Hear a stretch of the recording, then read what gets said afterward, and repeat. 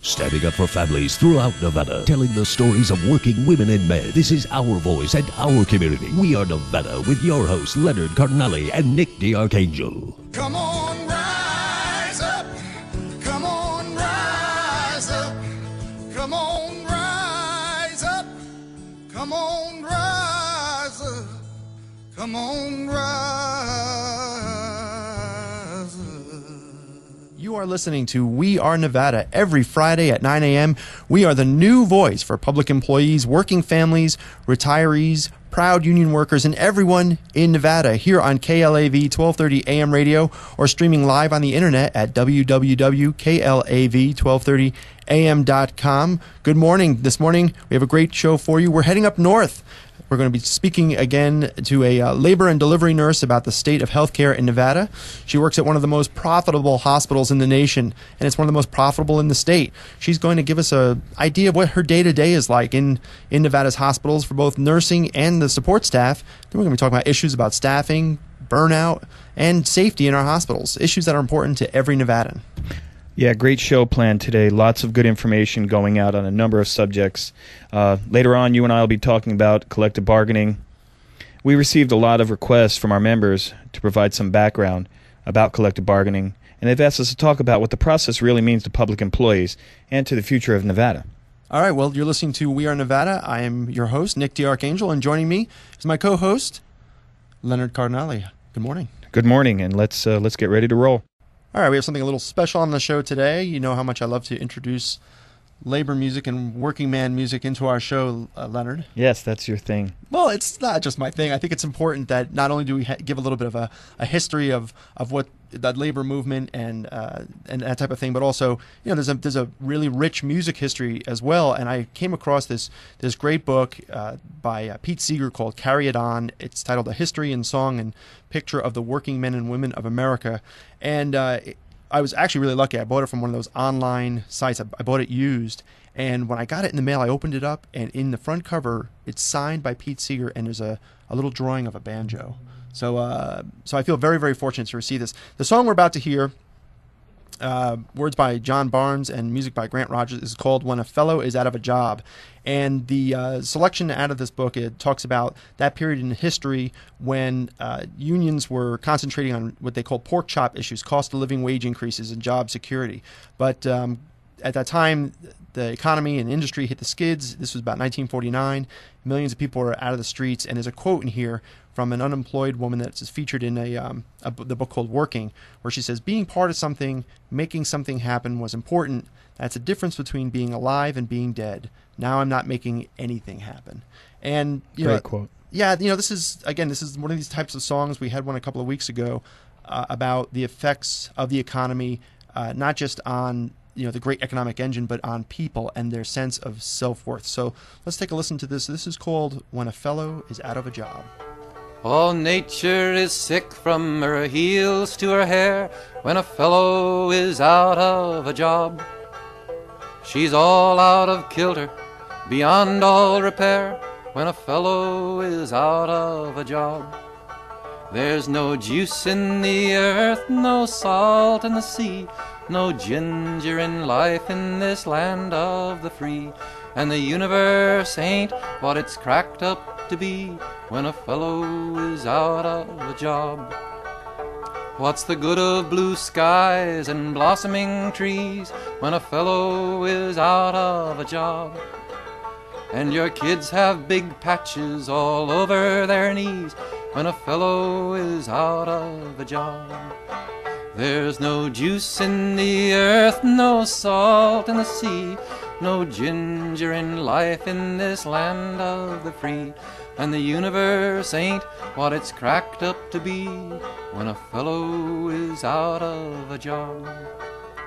Those patches you see look as big as the sky when a fellow is out of a job. They blot out the landscape and cover your eyes when a fellow is out of a job. There's no juice in the earth, no salt in the sea, no ginger in life in this land of the free. And the universe ain't what it's cracked up to be when a fellow is out of a job. Every man that's a man wants to help push the world, but he can't if he's out of a job. He's left out behind on the shelf, he is curled when a fellow is out of a job. There's no juice in the earth, no salt in the sea, no ginger in life in this land of the free. And the universe ain't what it's cracked up to be when a fellow is out of a job. He feels he's no part in the whole of the plan, an obsolete cog, just a worn-out old man. And the world is not what he's had it to plan when a fellow is out of a job. There's no juice in the earth, no salt in the sea, no ginger in life in this land of the free.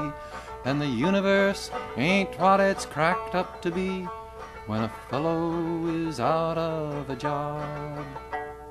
Nick, I'm going to take a moment and I'm going to talk about an article that I read. It's called The Assault on Public Sector Collective Bargaining, Real Harms and Imaginary Benefits by Joseph E. Slater. And this is what he writes. Perhaps the most striking political development in 2011 is a widespread and aggressive assault on public sector collective bargaining rights. While the most highly publicized and most significant changes have taken place in Wisconsin and Ohio, moves are afoot in a number of states. These changes represent the most radical revisions in labor law in the U.S. in decades, and they have set off a political firestorm. This brief will argue that these attacks are deeply misguided. They serve no purpose beyond a partisan attempt to weaken a key supporter of the Democratic Party, and they do not address budget deficits. Instead, they take away a core right that has been recognized in the vast majority of the United States for up to half a century, a right that is considered fundamental in much of the industrialized world, a right that helps individual teachers, firefighters, police officers, and other public employees in their day-to-day lives at the workplace, a right that helps sustain a vital middle class, and a right that helps ensure talented and skilled people will find public service an attractive career option. This issue brief will provide background on the development and functioning of public sector labor laws in the U.S., discuss the current political debates over such laws, including debates over whether public sector workers are overpaid, explain some of the most prominent recent legislation in this area, including but not limited to laws in Ohio and Wisconsin, and critique the proposed changes. Let me just brief you on the first section. History and background of public sector unions and public sector labor law. Historical underpinnings. Public sector labor law in the U.S. developed on a somewhat different track than private sector law. The National Labor Relations Act of 1935 gave private sector workers across the country the right to bargain collectively, but the NLRA excludes public sector workers. This was likely in large part due to constitutional concerns. For instance, back then it appeared unclear whether Congress had the power under the Commerce Clause to pass the NLRA itself, and contemporary 10th Amendment doctrine would have been a huge challenge to applying a national labor law to the states. Also, fear of strikes by public workers inhibited development of public sector labor law. The U.S. was unusual in this regard. Notably, in other Western democracies, public sector workers and their unions have long had mostly the same rights as public sector workers. Despite having no legal rights to bargain collectively before the 1960s, public sector unions organized and represented their members in a variety of ways. Unions of postal workers formed in the late 19th century. Some public sector unions that are prominent today, such as the American Federation of Teachers and the International Association of Firefighters, formed in the first 2 decades of the 20th century. AFSCME formed in the 1930s. Interestingly, the Building Service Employees Union, the BSEU, which today is the SEIU, has represented many public sector employees since as far back as the 1920s and the 1930s. So, Nick, let's talk about PERS for a minute. I was reading an article in the RJ that was put out by the Associated Press by Christopher Wills. And in that article, he's talking about PERS from the perspective of the Pew Research Institute in Washington, D.C. As you know, Pew claims they are a nonpartisan group that does only research. However, they seem to be leaning to the right quite a bit.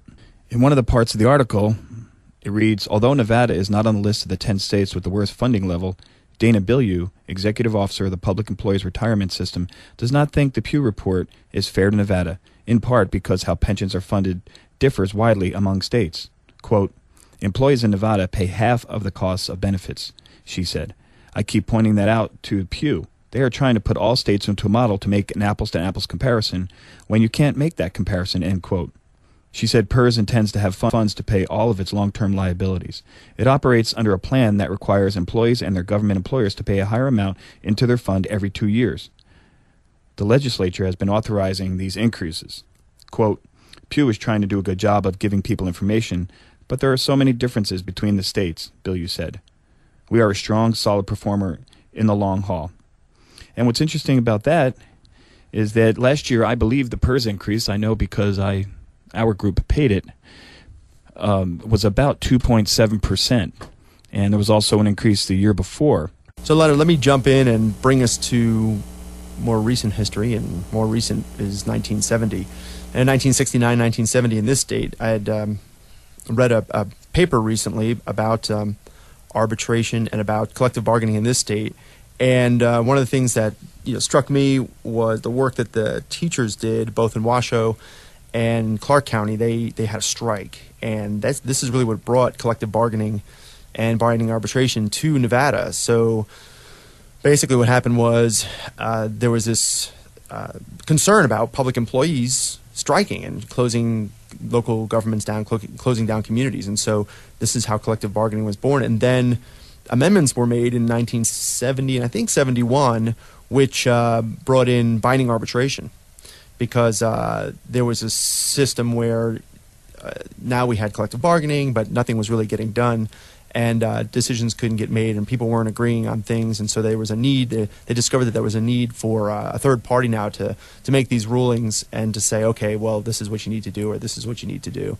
And this, it's an interesting paper because it talks about the early days of collective bargaining in the state. And these are things that and I'm glad you brought this paper in and we're talking about this, because we're at a time now where people have obviously either forgot or are ignoring history, and they're saying, well, we need to take away some collective bargaining rights, and they're looking at doing things that are regressive, right? So so one of the options are, look, someone says, well, public employees, they shouldn't be able to have collective bargaining, or they shouldn't have binding arbitration, things like that. Okay, well, let's take a look at what happened before this existed, when things when things were bad. Well, what happened before this existed is you were allowed to strike. Yeah, right. And there's the option. Right. So the option is option A, collective bargaining, which has worked for 40 years.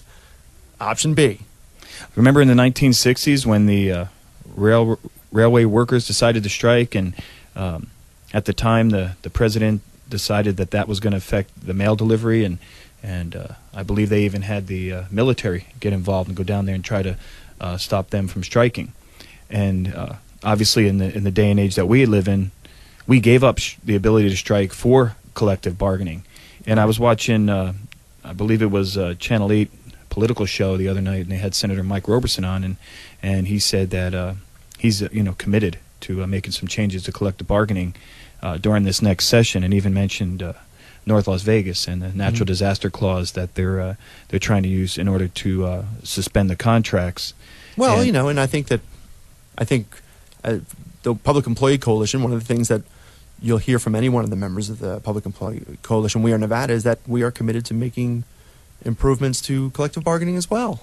I think we could make some positive improvements. Sure. And the interviewer, when he was talking to the senator, his opinion was, he said something to the effect where he thought that ability to pay should be removed from the criteria in collective bargaining. Well, ability binding to pay, arbitration. Look, in that section of NRS, I think it's NRS 200, right? It's where they talks about.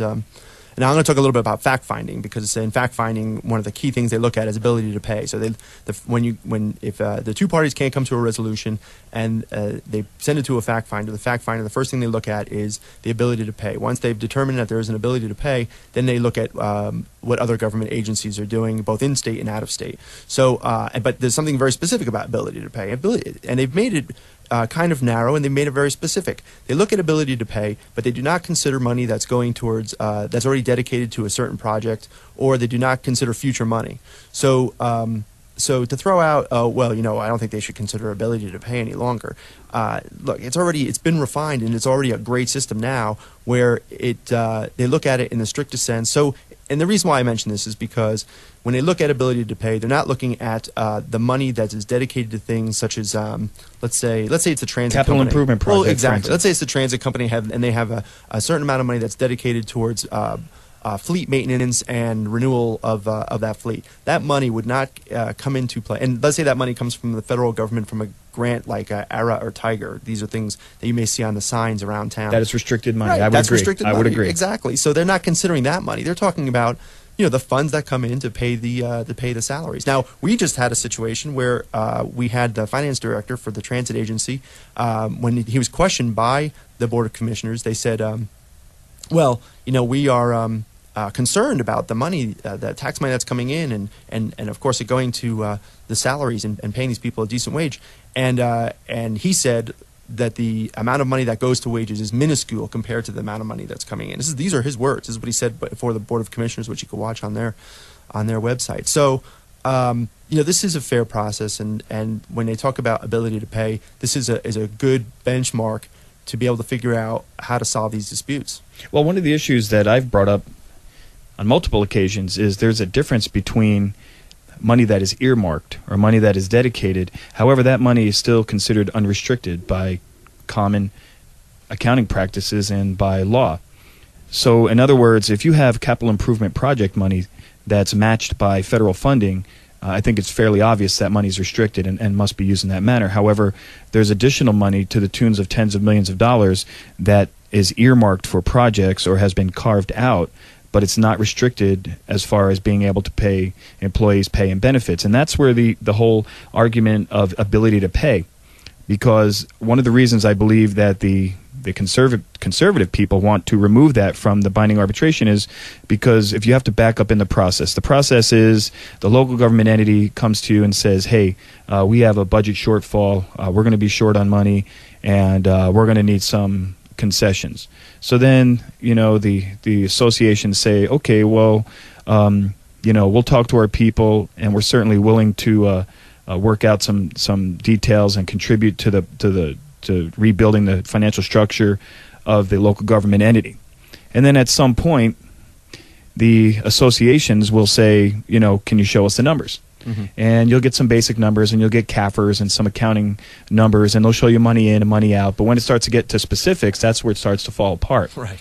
And what we found with the teachers is the teachers went to binding arbitration over a 2% raise, while the arbitrator found that the local government entity was not able to prove inability to pay. Right. So they sided with the teachers and decided to give them a 2% raise, even though there's a lot of financial difficulties out there at this time. And I think what some entities would like to do is remove that from binding arbitration, so they can ask you for money or concessions, or they can put pressure on employees to give back pay and benefits without having to prove that they actually need them. Yeah, well, this is the ultimate transparency, right? Because now this third party is saying, well, we need to see the books. We need to open this up. We want to see what's going on. And this is good for taxpayers. This is good for everybody. Obviously, they're fighting it, so it's not good for someone. But I think that this is a situation that is good for everybody.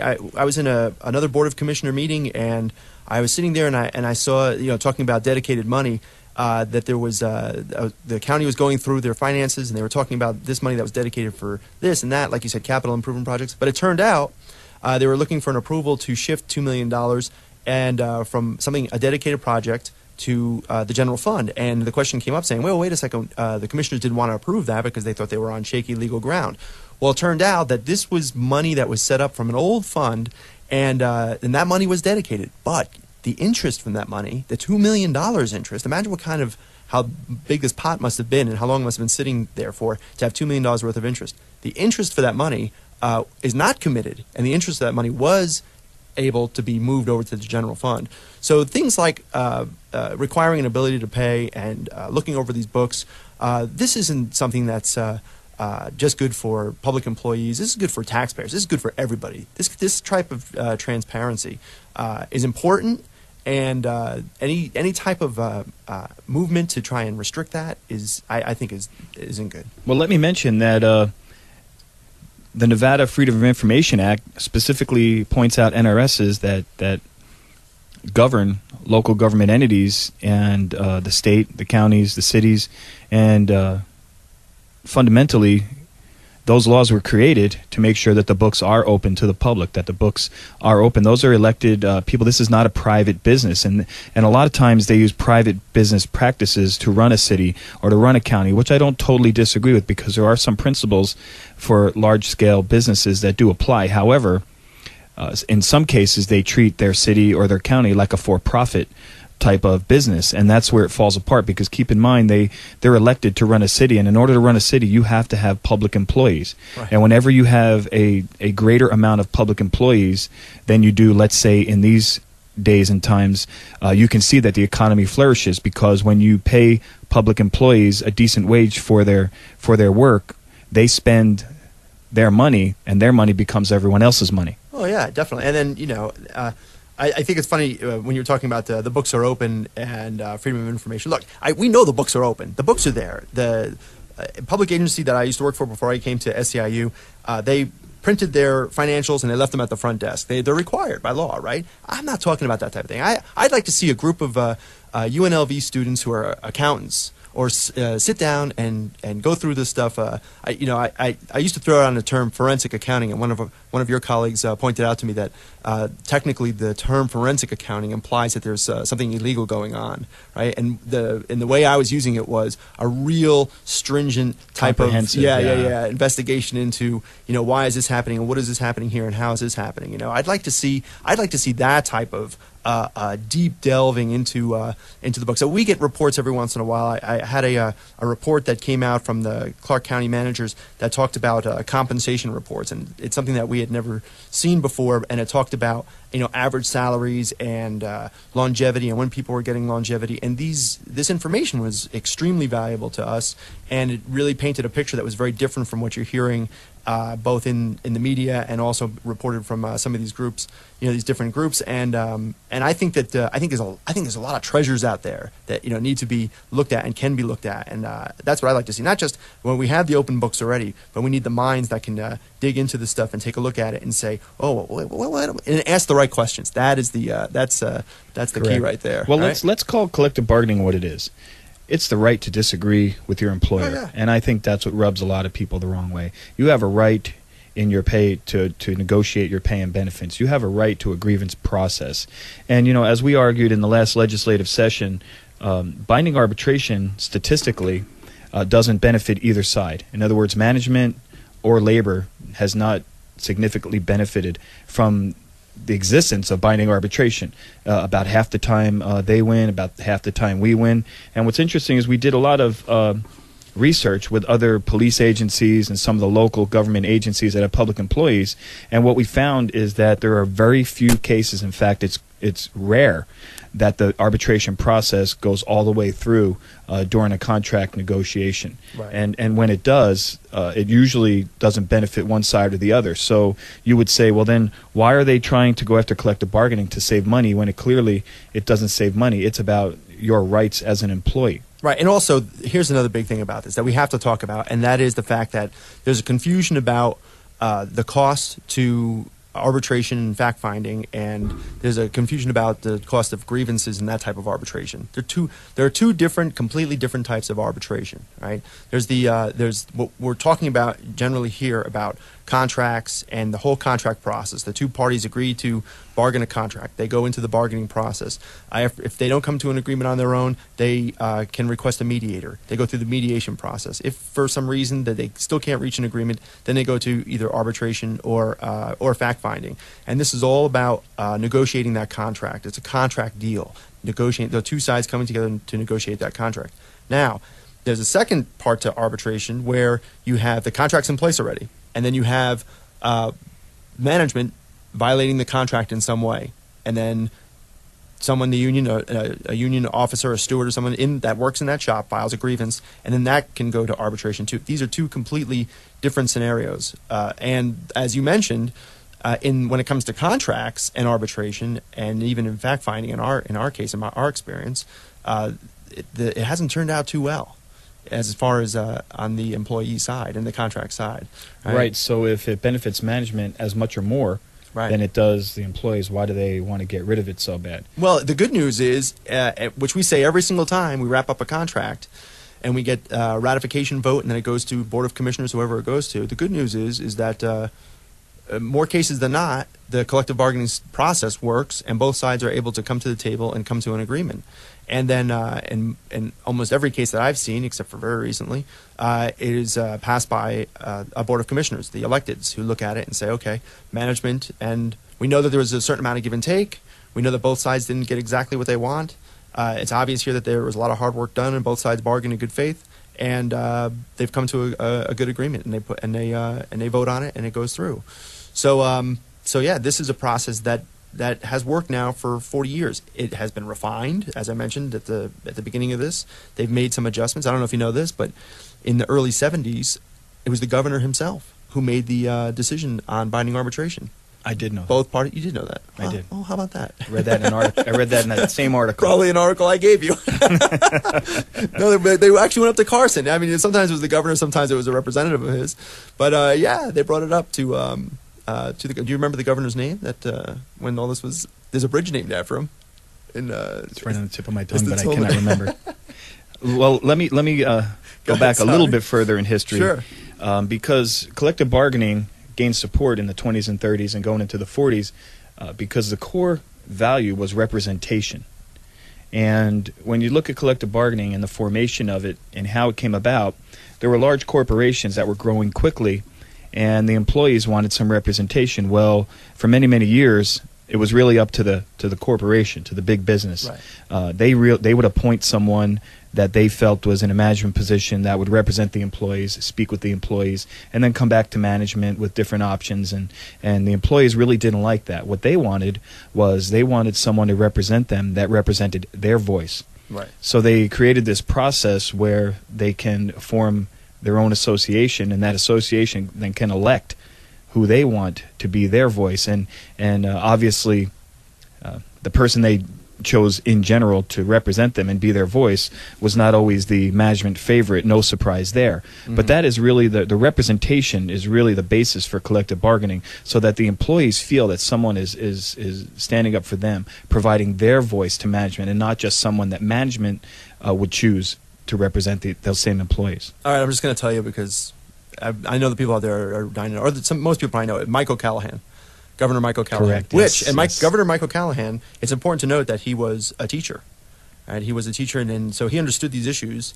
And again, it's a connection I like to draw about the past and what happened back then and the whole issues, because now we see 40 years later, we have our one of our coalition partners with this education initiative that is important not just for education and bringing it to adequate funding, but also it helps public employees and it helps the taxpayers, because we have a system where there are games played up there in Carson. We saw it last time, where people say things like leverage and and all other types of things where that shouldn't be happening. And now here, we have a group of people that have come together now and said, okay, yeah, we see the problem, we hear what's going on, we saw what happened, and we have a solution that makes sense and it's going to work, and it's also a good way to move forward. Well, look, at the end of the day, as I mentioned that Joseph Slater brief just a few minutes ago, this is really an attack on the middle class. This is an attack on the middle class worker and the fact that they have contractual rights, and there's a lot of management people out there that just refuse to accept the fact that workers have rights and will do everything in their power to try to circumvent those rights. But I think eventually that kind of philosophy and mentality will get those same people in some pretty difficult situations legally. Yeah, you're absolutely right. This is an attack on the middle class, and I think that there are some people who philosophically, at their core beliefs, they really believe in what they're doing when they're attacking the middle class. But I think that I think that also there are some wannabes who see what's going on, the trend with some of these politicians and all the attention they're getting. You know, in some of these cases, just people that want attention. Some people want the shortcut. Well, yeah, they like to abuse the power. Yeah, some people want the shortcut to give themselves a national name and say, "Oh, look what I'm doing in Nevada," you know, and hopefully ride that to a career nationally or something like that. Well, look, it's not going to work. That remains to be seen. Well, it's not going to work because the working people are not. They're not. I'm going to be very diplomatic and G-rated friendly on the radio. They're not pleased with what's going on. No, they're not. And when this coalition is a great example of what happens when people are used or leveraged or told we're going to take away these rights that you've had for 40 years. We're going to take away your voice, right? Because that's what they're saying, based on what you said. Look, we're looking to take away your voice. Well, no, that's not going to happen because we're going to be unified and we're going to have a show every Friday on 9 a.m. called We're Nevada, which is your voice. Oh, good little plug. Good little segue. So, yeah, for the listeners, we will be talking quite a bit more about collective bargaining, especially as we approach the next legislative session, because there are conservatists out there who have made it known and made no secret that they're going to attack. I call them regressives. Regressives instead of progressives. Well, yeah. Actually, Robert Reich calls them regressives. I call them regressives. They're looking to do some bad stuff. Okay. We'll pick up collective bargaining on a future show. All right. At the Minnesota State AFL-CIO Convention, Hubert Humphrey, the 38th Vice President of the United States, said, "The story of the labor movement needs to be taught in every school in this land. America is a living testimonial to what free men and women, organized in free democratic trade unions, can do to make a better life. We ought to be proud of it." This week in labor history, August 10, 1931, the Airline Pilots Association was founded in Chicago, winning its first contract in 1939, signing a deal with American Airlines. August 9, 1998, 73,000 telephone workers in 13 states began a strike against Bell Atlantic, based in New York City. 2 days later, the Communications Workers of America would reach an agreement with Bell Atlantic. The union called it a landmark settlement that would give telecom workers greater access in areas such as internet services and other emerging data technologies of the time.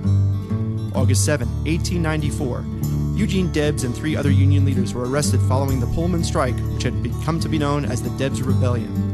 At one point of the strike, a New York Times editorial called Debs a lawbreaker at large and an enemy of the human race. Eugene Debs was instrumental in founding the American Railway Union, the nation's first industrial union. The strike grew out of a compensation dispute started by the workers who constructed the train cars made by the Pullman Palace Car Company. The Pullman Company cut the wages of its employees by 28%. The membership of the American Railway Union refused to handle Pullman cars or any other railroad cars attached to them, including cars containing U.S. mail. The strike extended to St. Louis, doubling its size to 80,000 workers. The U.S. federal government intervened, obtaining an injunction against the strike on the theory that the strikers had obstructed the U.S. mail carried on Pullman cars. President Grover Cleveland sent the United States Army to enforce the injunction. The entrance of the Army was enough to break the strike. 13 strikers were killed, and thousands were blacklisted. An estimated $80 million worth of property was damaged, and Debs was found guilty of contempt of court for violating the injunction and sent to federal prison. August 4, 1997. A successful 15-day strike was launched by 180,000 workers against the United Parcel Service over excessive reliance on part-time workers. It was the largest U.S. strike in 20 years. The most important single factor distinguishing the UPS strike from most of its predecessors of the last 15 years, and one of the most important reasons why it succeeded, was that it was an offensive strike, not a defensive one. It was a struggle in which the union was prepared, fought over issues which it defined, and one which relied overwhelmingly on the efforts of the members themselves. This is our labor history for the week ending Friday, August 10. All right, Ashley Osborne is with us. She's a labor and delivery nurse in Elko, Nevada. She's a member of SEIU. The SEIU has been bargaining a contract with the support staff at Northeastern Nevada Regional Hospital for more than 5 months. And welcome to the show, Ashley. Thank you. Thank you for having me. Okay, and I just wanted to let me just ask you right off the bat here, how long you've been a labor and delivery nurse? I've been working in the labor and delivery department for approximately 14 years. And oh wow, 14 years. Yeah. So you've seen a lot of babies. Yes. Yes, I have. Tell me about the job a little bit. Well, in this facility, we do labor and delivery, which entails getting the patient ready for delivery, and then nursery, and which entails taking care of the babies and educating the parents on what to do when they take the babies home. And that's the big part of our job is education. Oh, really? Okay. So, yeah. Well, and then we also take care of the moms after they deliver as well. Ashley, LifePoint is a corporation that owns Northeastern Nevada Regional Hospital. They have 75 beds, and they make up 22% of the corporation's total profit. They have 1.5% of the beds of the entire corporation nationwide. Let me ask you, what changes have you seen in your occupation since you become a nurse? Is consisted of a lot of ancillary staff as well as the RNs, and it was called group nursing, which we work together as a team to provide good care to the patient and safe care to the patient. Now it's very rare that you will have a CNA, to your patients. So that has changed a lot in the fact that we've been having to do more jobs and not focus on our patients as much as we used to. There has been. Now, are you asking me in relation to this facility or all my other hospitals I've worked at before? Well, no. I mean, I'm one thing that I think a lot of people aren't really familiar. I mean, they know when you think about a hospital, you think of doctors, you think of nurses, and and then there's that whole category of what we call ancillary staff or support staff. But it takes a lot of really dedicated people to help people. And I was just wondering, just give us an idea of what types of job do the ancillary staff do? Oh boy, they are the hidden power force behind every hospital. I mean, as well as the nurses, but the ancillary staff you hardly see other than when there's a spill somewhere, they're there mopping it up, as in environmental workers. You've got the kitchen supplying the whole hospital with proper nutrition. You've got your admitting clerks. You've got your respiratory techs. You've got your lab techs. You've got all kinds of techs behind all the doors, and we couldn't provide any type of care without these ancillary staff members, and they go very unnoticed, in my opinion. Ashley, I remember last legislative session there were some bill drafts submitted that had to do with the labor and delivery nurse ratio to newborns. Is that something that you have been taking a look at in your particular hospital situation, and do you feel that's adequate these days? I do not in any way feel it's adequate. I'm very passionate about the safe staffing in labor and delivery at this point. There is an organization called AWAN. They do have standards for safe staffing for a labor and delivery nurse and for a nursery nurse per baby, depending on the acuity of that baby or that labor patient. This hospital, I posted it, and they chose not to go by it. So, yeah, it's a hard fight. I mean, there are hospitals nationwide abiding by the A1 standards, and that's the classes. The A1 organization is what we learn from. That's who the hospital sends us to get certified in these types of areas that we have to learn. Well, I'm sure that that's an issue that's going to come up again in the legislature starting here in 2013. And for the people that are listening who don't really exactly know what we're talking about, can you give us an idea of what a very safe, very high level of healthcare situation might be as far as ratios? Do you want me to give you an unsafe or safe ratio? Safe would be fine. Okay. So we would have 2 nurses, one nurse to one Pitocin patient, meaning they come in, they're being induced in labor by an IV therapy called Pitocin. And when they are being induced, we have to control that very closely, and the nurse needs to be one-on-one with that patient. Or if the patient comes in and has high blood pressure and is put on a medication called magnesium sulfate, and we have to monitor their intake and output very closely. as well as the medication, that is also a one-on-one. At this point, that's not happening. I've been charge nurse here while I have been training a new nurse, new grad, and I have had 2 patients on Pitocin at this facility. Wow.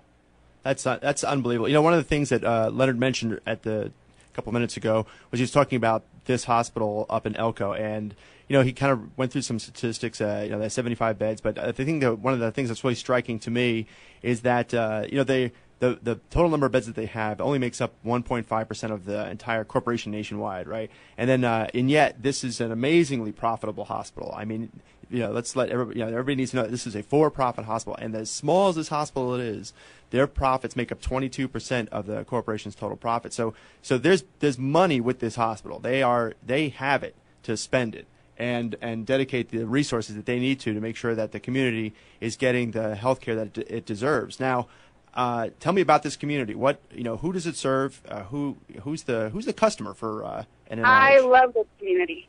This is my hometown. This community started out as a ranching town, and it has quickly become a gold mining town. And as you all know, gold is at its all-time high. It's worth its weight in gold. Yes. Wow. And so, therefore, we have people in this community willing to pay at this point in our economy for a 4-bedroom house. Our houses here are still $280,000, whereas anywhere else in Nevada, that's not the case. Yeah, you don't have to remind me, Ashley. Thanks. Ashley, I have a question. As far as I know that negotiations are going very slowly, which is kind of a surprise to me, given the level of care and the level of service that the workers provide. What would you say the turnover rate is like? In other words, you know, obviously you have people come in, they have to learn the ropes, and everyone has their own procedures. And is the turnover rate high, and is that affecting production? Let me give you an idea of what the turnover rate is here. I have educated probably about 12 nurses in the labor and delivery department in the last 7 years, and 2 are left working at this facility in labor and delivery. Interesting. Wow. And as far as patient care, you know, you have to ask yourself, how many of these people are always learning? And when someone comes in a year later to have their baby, in a small community like Elko, it always helps to have a familiar face. And it's rough, because I know a lot of the community members here in Elko. It's a wonderful community, but it helps with the continuation of care for our patients to have the same faces around and let them know that our hospital supports us in patient care and the continuity of care. Well, and you know, let's talk a little bit more about negotiations. I just came on board with SEIU when you were bargaining your last contract, and I remember. Oh boy! Yeah, yeah, that was my baptism by fire. And I remember one of the issues was, it just stunned me, where there was an issue of safety in the hospital. Now, you would think that when you're in a hospital and you're vulnerable for whatever reason, whether you're a newborn or you're there because you are sick, that you can at least expect that you're safe. And it was surprising to me. One of the issues was safety. The fact that there were sometimes violent patients, and they were a danger to both staff, both yourself, and also to maybe other patients that were there. So tell me a little bit about that. And then the big question is that still an issue today? Oh, well, in the past, I mean, and currently in the hospital settings around the nation, as you probably know, the violence has increased due to our economy, and we have a lot of, unfortunately, violent people off and on. And in the past, we were expected to group up together and handle it on our own. Wait a second. I got to interrupt you there because this was something that I heard, a year ago, maybe it was 2 years ago. The notion of that you have to group up together. So, what is? I know what it means. No training. No. So you have a person who's violent, and now tell me how you're handling that person. Okay, I've had this happen to me. I have had to call my house supervisor. There is a code that we call overhead, but when you're working a night shift, it's very minimal as to how much help that you would get in the past. And I personally had to confront this patient, talk him down, escort him out with my supervisor, and call him a cab and send him on his way before the police department could get here, because unfortunately they're busy off handling city police department issues. Right, and so we just had a situation here in Las Vegas. There was a stabbing at a restaurant, nearby restaurant, and it may or may not have been gang related. But all I know is that the report in the paper said that the gang ended up at UMC Hospital, but they were rebuffed by security, by UMC security. And now one of the things that I remember up in Elko is that security was a telephone call to the police department. I remember even the chief of I believe it was the chief of police wrote a letter in support of you, saying that this is a condition that's dangerous. Yes, the sheriff, the county sheriff did, and then also the city police chief did support us. But the sheriff did write us a letter of support in the fact that we do need a safe place to work here, and he did agree it was not safe without security. Currently, the hospital has hired a contract security company to give security during the night shift. During the day, it's the guys that change our light bulbs. It's the guys that come and help with the plumbing. Wow. And I have personally asked them if they've been trained on any type of security stances, and they absolutely said no. Do you think the Northeastern Nevada Regional Hospital realizes the level of liability and responsibility that they're incurring by having those people do that? That's incredible. So give me an idea of some other issues that you guys are facing and that are important to you during these negotiations. Well, safe staffing, and that includes ancillary. It's just as safe to have a respiratory tech available to help me resuscitate a newborn, and rather than her or he being, held up somewhere else in a department, they need backup. So we're trying to get safe staffing around the facility to where it meets the standards of safe health care for our patients. Also, we are trying to come together with a committee that we can meet with the management team here.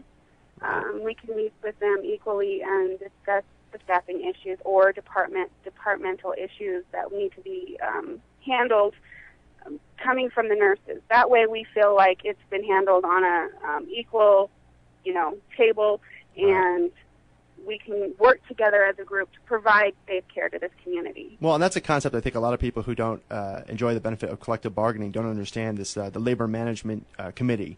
Yes. And when you work in some places, your suggestions may amount to so much as a suggestion box. What ideas do you have? Put a slip of paper in this box, and that's about all you get. And for people who haven't experienced this, a labor management committee is where you get to actually sit down, on a level playing field and discuss issues and resolve them before they become really big problems. And in a lot of cases, these suggestions can be cost saving, or they could be for safety, or just they could be good for morale, right? Right. Retention is a big thing here in Elko right now. Yes.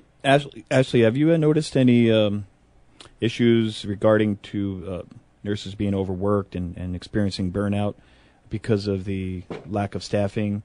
And what about the support staff as well? Do you think that it's taking its toll on the staff? Physically and mentally, absolutely. All around I'm going to call it the house because that's what I call it, all around the facility. You walk around, 7 years ago I started here and it was owned by a different corporation, but it's a different place. People are pale. The ER nurses alone here are living on saltine crackers, and they go 12 hours without using the bathroom, without break or lunch. Oh. Wow. And you ask me if that's a burnout. Yeah, that's a recipe for a burnout. As far as ancillary staff, absolutely. They work very hard. They have an endless list of things to do, and then the list keeps getting bigger and bigger. And is there a thank you? Is there an attaboy? No. So that leads to burnout. We all need a thank you. We all need a pat on the back. We all need a, proud of you. That's a healthy work environment, and it is not happening here. Wow. Well, Ashley, I want to thank you for joining us today, and also for all the work that you do up there in Elko. Thank you, Ashley. I want to mention that later on today at 3 o'clock at the Red Lion in Elko, there will be a general meeting for all NNRH workers and to ask questions and to find out where we stand in negotiations and to get the details on the plan that they have to get a good contract. And again, that's this afternoon at 3 p.m. at the Red Lion in Elko. Ashley, are you going to be there? Yes, I will. All right, very good. You can ask Ashley the questions that you have yourself. Again, Ashley, thank you very much, and I wish you the best of luck. Thank you, Ashley. Good luck. Thank you for having me, guys. Bye-bye. The following is a public service announcement from the We Are Nevada talk radio show. Have you ever had your home or your car burglarized? You'll be surprised to know that some of the most common reasons for being burglarized include forgetting to lock the doors and forgetting to lock the windows. Let's be safety smart, Nevada. The next time you leave the house or park your car, stop and think, did I remember to lock my doors and windows? Then take a moment to check. Help Nevada law enforcement help you by being safety smart. This is a public service announcement from the new We Are Nevada KLAV 1230 AM talk radio in Las Vegas. Coming to you live every Friday morning at 9 a.m. Coming up next week on We Are Nevada. We talk about PERS and a new website that's out there to help you get real information on the health of the PERS system and how it works. We'll have the latest with the education initiative that will help us finally bring adequate funding to education and stabilize the state budget. On next week's show, we'll bring a special guest to talk about issues that are important to retirees in the community. And we'll give you the latest information on the fight for safe staffing in our hospitals and how every Nevada needs to be concerned about health care. Safe staffing protects hospital workers, but it also protects our most vulnerable. All that and more right here on the new We Are Nevada talk radio show. This is our voice here in Nevada for all working families. Every Friday morning at 9 a.m. on KLAV 1230 AM radio or on the internet at www.klav1230am.com. It's a prayer for our fallen brothers and sisters. There's a blood-red circle on the cold, dark ground, and the rain is falling down. The church door's thrown open, I can hear the organ song, but the congregation's gone. My city of ruin, my city of ruin. Now the sweet bells of mercy drift through the evening trees, young men on the corner like scattered leaves. The boarded up windows, the empty streets, and my brother's down on his knees. My city of ruins,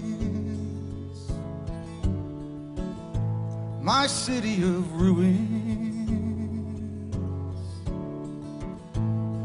Come on, rise up, come on, rise up, come on, rise up, come on, rise up, come on, rise up, come on, rise up.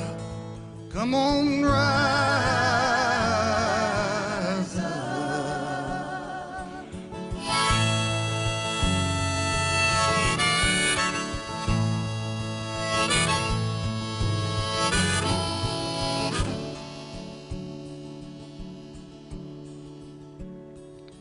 Now there's tears on the pillow, darling, where we slept.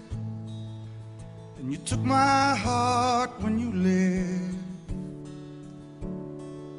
Without your sweet kiss, my soul is lost, my friend. Tell me, how do I begin again? My city's in ruins, my city's in ruins.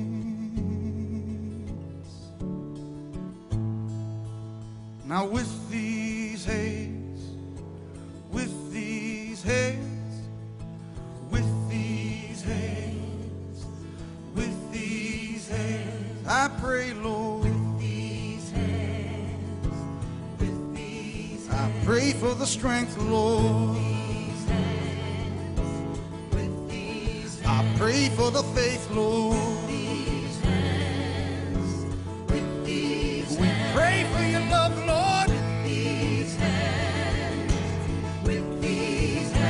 For the lost, Lord. With these hands, with these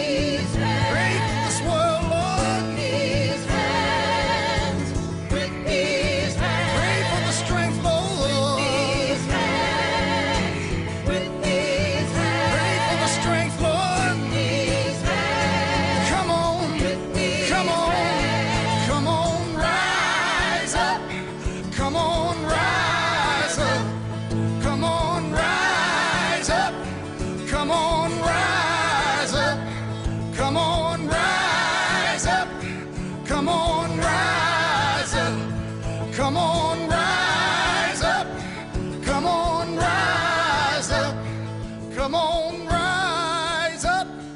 Come on, rise up. Come on, rise.